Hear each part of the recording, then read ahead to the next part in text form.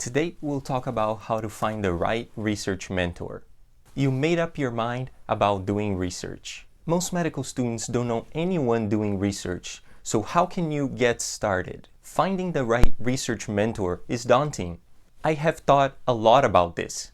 Most medical students that find a great research mentor go through these steps. Most medical students that find a great research mentor go through a similar decision whether they know it or not. I had published 2 papers and spent 3 months doing research at Harvard Medical School. Having a great research mentor is crucial. I'll share 3 steps to help you find a great research mentor. The first step is super important. Step 1. To find a great research mentor, find someone who is invested in your growth and your success. By now, you have found a potential mentor. What have you noticed by the way that they relate to their mentees? Tell the person that you want to work with that you actually want to work with them and wait for their response. Tell them you are hoping to get out of this a poster, maybe a presentation, or even a brief paper. Wait for their response. If they say that they don't have a time to help, you may be better off finding someone else to work with. See if you can talk to other people who have worked with this person before. Ask those people or that person if they had a chance to lead a project or to present their project. If yes, that's a good sign. If no, then stop and think about that potential mentor. Ask about how much time they dedicated to working with this person and if they were available to them when needed.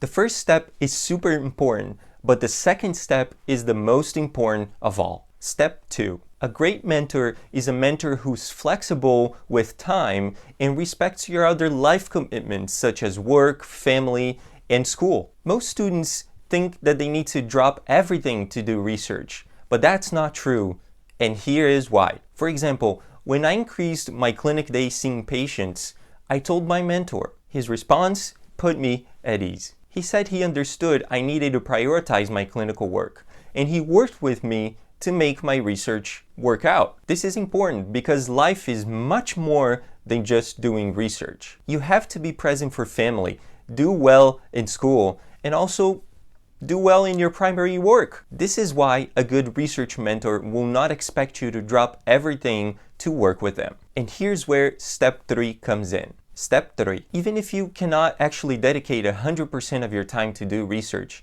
find a mentor that will actually teach you how to do research. One of the biggest mistakes I see is that people think that they actually need to have experience to actually start doing research.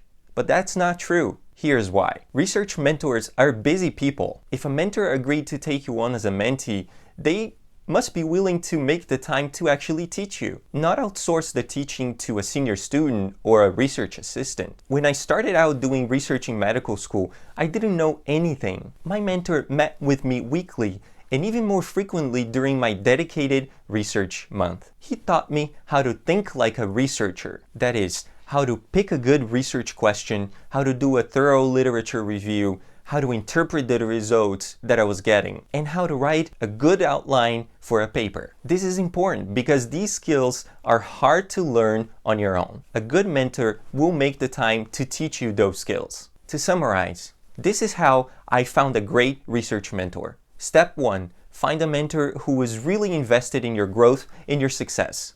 Step 2. Find a mentor who respects your other priorities in life. Step 3. Find a mentor who actually teaches you the necessary skills to be successful in research. There you go. Going through these 3 steps will increase the chances that you will find a great research mentor, because your mentor will determine to a great extent your success in research. See you next time.